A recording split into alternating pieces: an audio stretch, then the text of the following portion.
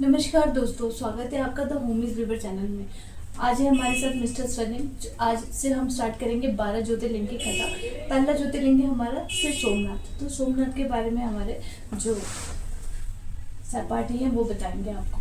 जी। पहले आप हमारे दर्शकों को ये बताइए कि ज्योतिर्लिंग होता क्या है। देखिए, ज्योतिर्लिंग जो कहा गया है वेदों में, पुराणों में, ज्योतिर्लिंग मतलब शिव भगवान का किसी ज्योति स्वरूप में विराजमान होना या उनका किसी जगह ज्योति स्वरूप में स्थान लेना, उसे ज्योतिर्लिंग बोला गया है। इसीलिए ही ज्योतिर्लिंग बना है। शिव के लिंग के साथ ज्योति स्वरूप में विराजमान होना इज इक्वल टू ज्योतिर्लिंग। तो ज्योतिर्लिंग हमारे 12 तरह से हैं और उसमें से सबसे पहले सोमनाथ जी आते हैं। तो सोमनाथ जी के बारे में हम आपको आज बताएंगे। ठीक है। तो जैसे कि नाम इंडिकेट कर रहा है सोमनाथ, तो कुछ सौम्य सा, मून से रिलेटेड, तो कुछ बिल्कुल, ऐसा है बिल्कुल। इसका मतलब या अर्थ जो आप हमारे दर्शकों को बताना चाहेंगे। बिल्कुल। चंद्रदेव है, चंद्रदेव का दूसरा नाम है सोम। तो सोमदेव को ही चंद्रदेव बोला जाता है। तो अब उसके पीछे स्टोरी ये है कि दक्ष प्रजापति की कई पुत्रियां थी, जिसमें से 27 पुत्रियों का जो विवाह हुआ था वो चंद्रदेव से हुआ था। तो चंद्रदेव से विवाह होने के बाद उनको एक तरीके से 27 नक्षत्रों को भी कहा गया। तो 27 नक्षत्रों में से जो चंद्रदेव थे उनको सबसे प्रिय जो थी वो रोहिणी थी।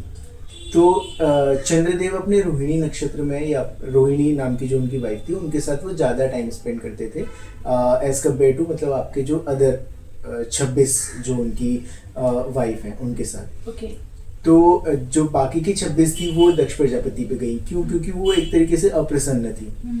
क्योंकि ऑब्वियस सी बात है, जैसे जब कोई हस्बैंड अपने वाइफ के साथ है तो अगर बहुत वाइफ है तो इक्वल टाइम एक देना चाहिए। तो उनका जो मेन जो झुकाव था वो रोहिणी पे ज़्यादा था। तो बाकी की जो 26 थी वो दक्ष प्रजापति पे गई। उन्होंने एक तरीके से अपनी व्यथा बताई। तो दक्ष प्रजापति को बहुत गुस्सा आया। तो गुस्से में आकर उन्होंने चंद्रदेव को श्राप दिया कि वो क्षय होने लगेंगे। तो क्षय होने का, जब उनको क्षय होना मतलब उनकी जो शक्तियां हैं, जो उनकी जो एक तेज है, जो ऐश्वर्य है, वो धीरे धीरे कम होने लगेगा। तो इस तरह का जब उनको श्राप दिया गया, तो श्राप मिलने के बाद उनको एक गाइडेंस मिला ऋषियों से, देवर्षियों से, और हमारे जो ब्रह्मदेव हैं और विष्णु भगवान हैं उनसे उनको एक ज्ञान की प्राप्ति हुई। उनको बोला गया कि आप एक स्थान पर जाके शिवजी भगवान का नाम उच्चारण करें या उनकी पूजा करें। तो आपके जो आपसे जो एक पाप हुआ है या जो आपको जो श्राप मिला है उससे आप मुक्त हो सकते हैं। ऐसा एक सजेशन मिला देवी देवताओं से। तो उन्होंने एक स्थान पे बैठ के वहाँ पे को अपनी पूरी तपस्या करी, और तपस्या करने के बाद शिवजी भगवान वहाँ पे प्रसन्न हुए उनसे। तो उसके बाद शिवजी भगवान उनसे जब प्रसन्न हुए तो उनको क्षय हो, देखो अब कोई अगर श्राप देता है तो उसका श्राप काटा नहीं जा सकता। पर उसके लिए उनको एक बोलते हैं ना कि एक सप्लीमेंट प्रोवाइड किया जाता है, असर थोड़ा कम असर करने के लिए। तो उसका शिवजी भगवान से उनको वरदान मिला। तो वरदान मिलने के बाद शिवजी भगवान ने उनको अपने मस्तक पर भी धारण किया। क्यों? क्योंकि वो सबसे सर्वप्रथम जो थे वो उनके मतलब एक तरीके से पूजा उन्होंने चालू करी थी, या स्टार्ट करना जो उनका था वो उनसे हुआ था।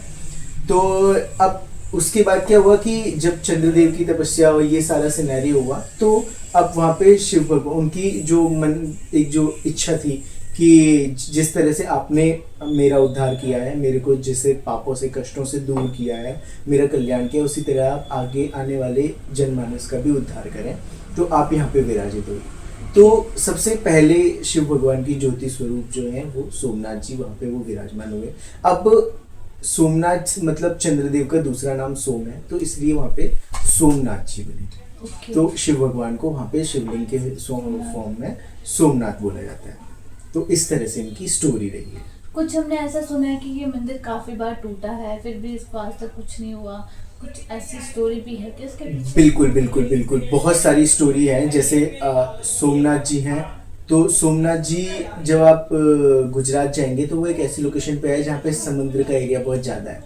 तो पहले वहाँ पे जो जैसे जो नौका विहार वाले थे, जो एक तरीके से आपने मूवी देखी होगी पायरेट्स ऑफ द कैरेबियन, तो पायरेट्स ऑफ कैरेबियंस में जो पायरेट्स आते थे, जो समुद्री डाकू आते थे, तो वो कई चीज़ें लूट के जाते। तो इसी तरह से वहाँ भी समुद्र के आसपास बहुत सारे ऐसे मतलब समुद्र के जो वो रहते थे, मतलब चीज़ों को भक्षण करने वाले, तो वो कई बार वहाँ पे आए, उन्होंने आक्रमण किया। उसके बाद मुगलों का हुआ, ठीक है, मुगलों के टाइम पे भी बहुत ज़्यादा इतना डिस्ट्रॉय हुआ है, मतलब मंदिरों को बिल्कुल जड़ से ही तहस नहस कर दिया गया, लेकिन गर्भगृह तक कोई भी नहीं पहुंच पाया।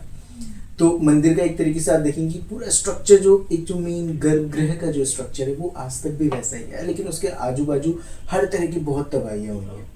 तो उसके बाद भी वो जो एक हमारी जो आस्था है वो वहाँ बनी रही, और आज तक भी जैसे अभी वो रिसेंटली अगर जब आप देखेंगे तो सरदार वल्लभ भाई पटेल जी हैं, तो उनके ही उस मंदिर का फिर से जीर्णोद्धार हुआ। जीर्णोद्धार होना मतलब वापस से उसको रिक्रिएट किया गया उसी फॉर्म में जिस फॉर्म में बनाया गया था। ओके। तो आज So, 1951 के आसपास उन्होंने के आसपास वो किया था। तो इसी वजह से आप गुजरात में देखेंगे कि कई सारी चीज़ें जो हैं वो सरदार जी पटेल के कहने पर, मतलब काफ़ी सारी चीज़ों का मॉडिफिकेशन हुआ, उसमें से ये भी बहुत है। ओके। सो दोस्तों, आपको कैसा लगा हमारा आज का एपिसोड? और अगले एपिसोड में हम दूसरे ज्योतिर्लिंग के बारे में आपको कहानियाँ लेकर आएंगे। अगर आपको हमारा एपिसोड अच्छा लगे तो आप प्लीज़ हमारे चैनल को लाइक करें, शेयर करें और सब्सक्राइब करें। और कुछ भी स्टोरी आप अगर नेक्स्ट एपिसोड्स में अगर आपके कुछ सवाल हैं हमारी स्टोरी से रिलेटेड, तो वो आप हमें कमेंट में पूछ सकते हैं। धन्यवाद।